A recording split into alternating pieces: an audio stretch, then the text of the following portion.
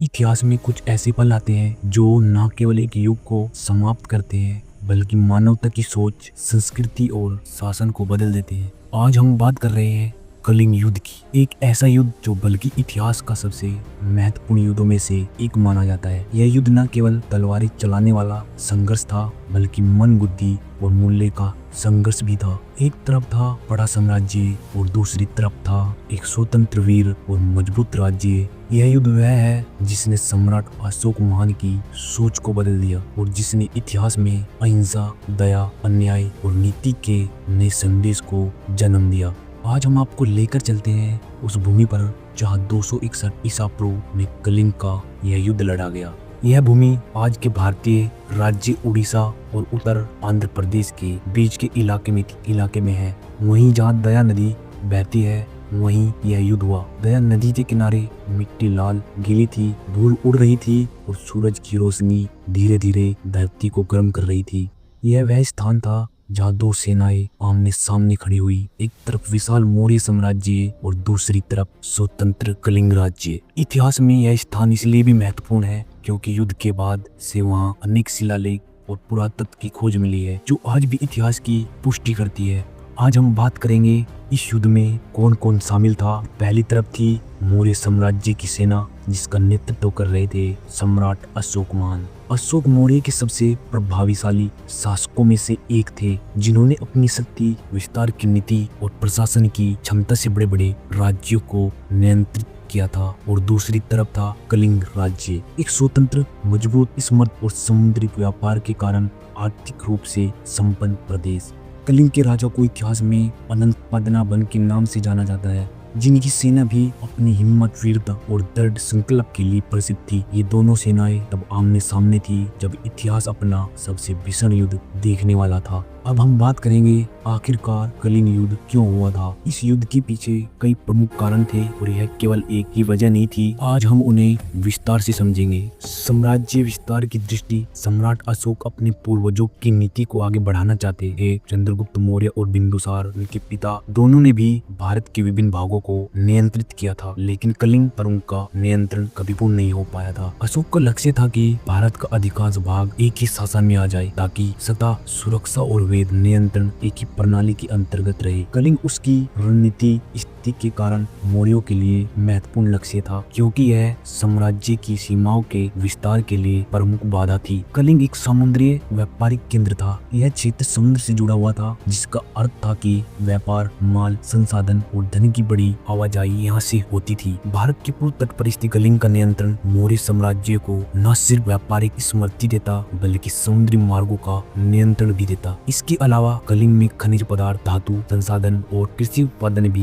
भरपूर था, जिससे यह असभ्यताओं के लिए आर्थिक दृष्टि से प्राथमिक स्थान बन चुका था। मौर्यों की दृष्टि से ऐसे क्षेत्र का नियंत्रण महत्वपूर्ण था क्योंकि इससे राष्ट्रीय आय, संसाधन और सामरिक मजबूती बढ़ती। कलिंग भौगोलिक रूप से भी महत्वपूर्ण था। पूर्व तट से जुड़ा यह प्रदेश मौर्य साम्राज्य को समुद्री सुरक्षा, व्यापार नीति और युद्ध रणनीति में एक बड़ी बढ़त देता। यह केवल आर्थिक या राज्य विस्तार की बात नहीं थी, यह रणनीति, युद्ध नीति का भी हिस्सा थी। अगर मौर्य साम्राज्य कलिंग को अपने नियंत्रण में ले आता तो कोई भी विदेशी शक्ति या क्षेत्र उनसे आसानी से टकरा नहीं सकता था। इसलिए यह सिर्फ एक युद्ध नहीं था, यह रणनीति की परीक्षा, शक्ति की चुनौती और नीति का प्रतिद्वंद था। कलिंग का अपना शासन, अपनी संस्कृति, सेना और स्वतंत्रता की भावना थी। जब अशोक ने कलिंग को अपने नियंत्रण में लाने के लिए प्रस्ताव भेजा, कलिंग के राजा और उनकी सेना ने इसे ठुकरा दिया। वो कहा कि हम अपनी आजादी नहीं छोड़ेंगे। यह विरोध एक बड़े युद्ध की वजह बन गया क्योंकि एक शासक की इच्छा शक्ति आम जनसैनिक और राज्य के भविष्य को चुनौती देती है। अशोक के लिए यह समाधान नहीं संघर्ष बन गया और दोनों सेनाएं युद्ध के मैदान में आमने सामने पहुंच गई। अब चलते हैं युद्ध के मुख्य दृश्यों की ओर। जब दोनों सेनाएं तैयार खड़ी थी,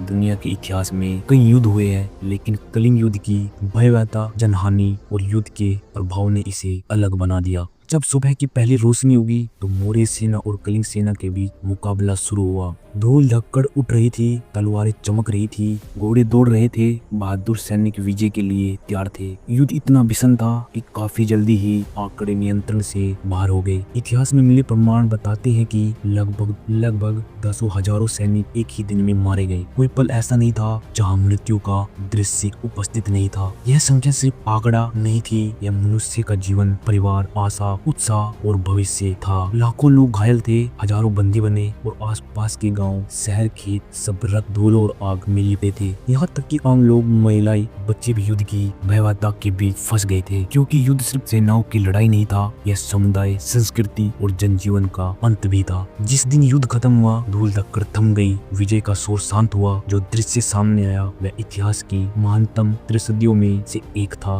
मौर्य साम्राज्य की विजय हुई और कलिंग को मौर्य साम्राज्य में मिला लिया गया। लेकिन सबसे दुखद, लाखों लोगों की जान गई, घायल हुए लोग, परिवार बिछड़े लोग, मृत शरीरों के ढेर और गांवों का विनाश, सब कुछ वहां मौजूद था। यह केवल एक युद्ध की जीत नहीं थी, यह एक विनाश की कहानी थी, जिसने साम्राज्य को जीत दिलाई लेकिन मानवता को शोक में डाल दिया। अब हम आते हैं सबसे महत्वपूर्ण बिंदु पर, जिसने इतिहास को बदल दिया। जब सम्राट अशोक ने युद्ध की स्थिति देखी, जब उन्होंने मृतकों को देखा, जब उन्होंने घायल पुरुषों, महिलाओं और बच्चों की पीड़ा देखी, तब उनकी सोच बदल गई। वह व्यक्ति जिसने सती, विजय और विस्तार की नीति अपनाई थी, उसी व्यक्ति ने युद्ध के पश्चाताप की राह चुन ली। अशोक ने युद्ध की नीति को त्याग दिया, अहिंसा को अपनाया, दया और मानवता को जीवन का लक्ष्य बनाया। उन्होंने बुद्ध धर्म को अपनाया और सबको सिखाया, युद्ध नहीं, शांति चाहिए, तलवार नहीं, दया चाहिए, विनाश नहीं, संरक्षण चाहिए। इस युद्ध ने इतिहास में यह संदेश दिया, सबसे बड़ी जीत तलवार से नहीं होती, वह विजय शांति, दया, बुद्धि और नीति से होती है। कलिंग युद्ध युद्ध मात्र नहीं था, यह एक सोच, नीति और मानवता का परिवर्तन था।